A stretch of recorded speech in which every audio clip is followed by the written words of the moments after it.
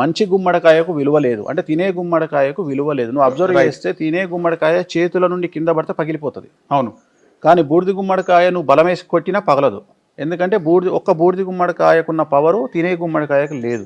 Okay. తినే గుమ్మడికాయ చాలా మంది ఏం చేస్తారంటే తినడానికి వాడకుండా కొట్టడానికి వాడతారు. ఎప్పుడు కొట్టొద్దు. రెండోది చాలా మందికి తెలియని విషయం ఏంటంటే బూడిద గుమ్మడికాయ కానీ మంచి గుమ్మడికాయ తినే గుమ్మడికాయ కానీ దాన్ని కొట్టేటప్పుడు కానీ కట్టేటప్పుడు కానీ దానికి బొట్లు పెట్టడం కానీ వాటర్ తగలడం కానీ చేయవద్దు. బూడిద గుమ్మడికాయ బొట్లు పెడతారు కదా గురుగారు, అదే తప్పు. ఇప్పుడు చెప్తున్నా, బూడిద గుమ్మడికాయ ఎందుకు కట్టాలి ఆ శాస్త్రం ఏంటంటే మనము ఒరిజినల్ బూడిద గుమ్మడికాయను తీసుకొచ్చి పాడైపోయినటువంటి బూడిద గుమ్మడికాయను తీసుకొచ్చి కనుక మనం ఇంటికి కట్టుకుంటే 10 సంవత్సరాల పాటు కూడా బూడిద గుమ్మడికాయ పాడు కాదు.